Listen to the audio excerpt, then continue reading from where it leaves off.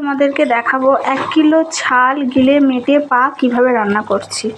তো এইভাবে রান্না করার জন্য ভিডিওটা পুরো প্রথম থেকে শেষ অবধি দেখো, আশা করি ভালো লাগবে। চলো তাহলে শেয়ার করি যে 1 কিলো ছাট কিভাবে রান্না করছি। এখানে দেখো পা, ছালটা একটু বেশি আছে, পা ছিল 5টা। যাই হোক, চলো তোমাদের কাছে এটা শেয়ার করি কী করে বানাচ্ছি। চলো, ফার্স্টেই বলছি ইগনোর করো এই কড়াটার বয়স আমার ধরো 25 বছর বয়স, সেরকমই বয়স। উনুনে রান্না করা হয় বলে এরকম হয়ে গিয়েছে, তো তার কারণে। আর আমি রয়েছি আমার বাপের বাড়িতে, আর সেখানেই রান্নাটা করছি।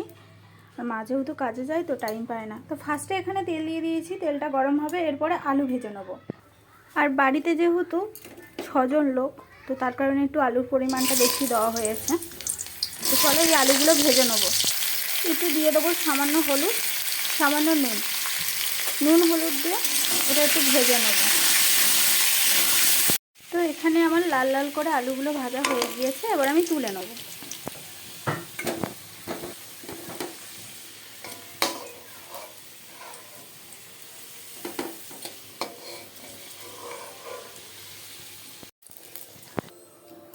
লাল করে ভেজে নেওয়া আলুগুলো তুলে নিয়েছি।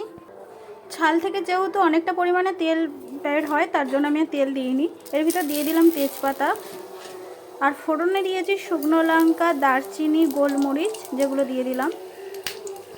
এখানে কেটে রাখা পেঁয়াজ কুচিগুলো দিয়ে দিলাম। এখানে পেঁয়াজের কুচিটা আমি খুব অল্প পরিমাণে ব্যবহার করছি, তার কারণ এই আদা রসুনের ভিতরে খানিকটা পেঁয়াজ দিয়ে পেস্ট করে নেব। পেঁয়াজটা যাতে মজে যায় তাড়াতাড়ি, তার জন্য একটু সামান্য পরিমাণে লবণ দিয়ে দেবো, তাহলে পেঁয়াজটা একটু মজে যাবে। তোমরা এখানে কিন্তু পেঁয়াজটা একটু বেশি পরিমাণে ব্যবহার করবে, কারণ এই সমস্ত জিনিসে একটু পেঁয়াজ আদা রসুন বেশি দেয়। বাড়িতে যেহেতু আনার কেউ নেই, তার কারণেই কম যেটুকু ছিল সেটুকুই ব্যবহার করা হচ্ছে। চলো, এখানে আমার সেট করা হয়ে গেছে, এবার এটা একটু পেস্ট করে নিই। এখানে আমার পেস্ট করা হয়ে গিয়েছে, এই যে এখানে আমার লাল করে পেঁয়াজটা ভাজা হয়ে গিয়েছে। দিয়ে দিলাম আদা রসুন, একটু পেঁয়াজের পেস্ট। পেঁয়াজ আদা রসুনটা ভালো করে ভেজে নেব। এখানে আমার পেঁয়াজ আদা রসুন ভালো করে ভাজা হয়ে গিয়েছে, তেল ছেড়ে দিয়েছে মশলা থেকে। এখানে দিয়ে দিচ্ছি কেটে রাখা টমেটো। টমেটো যাতে তাড়াতাড়ি গলে যায় তার জন্য দিয়ে দিলাম সামান্য পরিমাণে লবণ। যেহেতু লবণ দেওয়া হয়েছিল, তার কারণে খুব সহজেই তাড়াতাড়ি গলে গিয়েছে। এখানে আমি হলুদ, লঙ্কার গুঁড়ো, এখানে দিয়ে দেবো কাশ্মীরি লঙ্কার গুঁড়ো। পড়ছিল না বলে ক্যামেরাটা অফ করে আর একটু দিলাম। আর এখানে দিচ্ছি জিরের গুঁড়ো, লঙ্কার গুঁড়ো। একদিনকে পেস্ট করা হয়েছে, মানে গুঁড়ো করা হয়েছিল আলু কাবলির জন্য। আর আজকে যেহেতু জিরের গুঁড়োটা শেষ, তাই এটাই দিয়ে দিলাম। সামান্য একটু জল দিয়ে মশলাটা আরও ভালো করে কষিয়ে নেব। তার আগে বলি, মিক্সি ধোয়া জলটা কিন্তু আমি এর আগে দিয়েই দিয়েছিলাম, তখন ক্যামেরাটা অফ করা হয়নি, অন করা হয়নি, সরি, তখন দিয়ে দিয়েছিলাম এতে। মশলাটা কষিয়ে নিয়েছি, এই দেখো কি সুন্দর তেল ছেড়ে গিয়েছে। এবারে ধুয়ে পরিষ্কার করে রাখা এই ছাটটা দিয়ে দেবো।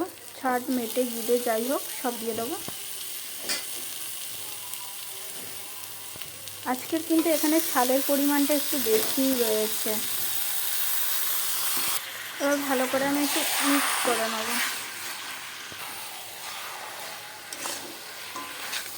এবার এখানে একটু লবণ দিয়ে দিচ্ছি, যতটা আর কি আমার লাগবে আন্দাজ মতো করে দিয়েছি।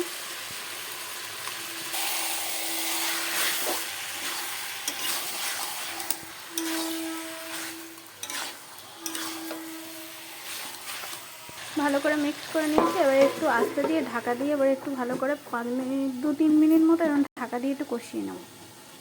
এখানে দেখো করছিলাম, এই যে ওড়না করতে করতে রান্না করছি। এখানে তোমাদের ছোট্ট বন্ধু ছাতু নিয়ে কি অবস্থা করেছে তোমরা শুধু দেখো। এরকম ছাতু মাখানো খাবে বলেছে, তার কি অবস্থা করেছে। এখানে কার্টুন দেখছি, এইদিকে আস্তে দিয়েই গেছিলাম।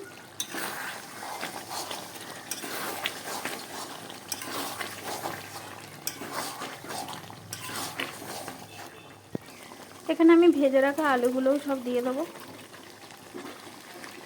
ভালো করে নেড়ে নেবো। এবার ভালো করে এটাও ঢেকে ঢেকে ভালো করে কষিয়ে নেবো। চলো আবারও ঢাকা দিয়ে দেবো আস্তে রেখে, ভালো করে কষিয়ে কষিয়ে আলুটা ভালো করে সেদ্ধ করে নেবো। তোমরা কমেন্টে জানিও তো তোমরা একটু কষা খেতে ভালোবাসো না একটু হালকা গ্রেভি, কমেন্টে জানিও। চলো এরকম ঢাকা দিয়ে আস্তে আস্তে হোক। কি পড়েছে, পরে ভালো করে কষিয়ে নিয়ে জল দিয়ে দিয়েছিলাম। আর আমি না মিট মশলাটা দিতে ভুলে গিয়েছিলাম। সরি, এটা মিট মশলা নয়, চিকেন কারি। আসলে বনি রান্না করে তো আমি বেশিরভাগ একটু মিট মশলাই দিই।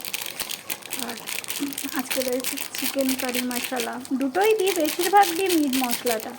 যাই হোক, অল্প ছিল, যেটুকু ছিল সব দিয়ে দিব।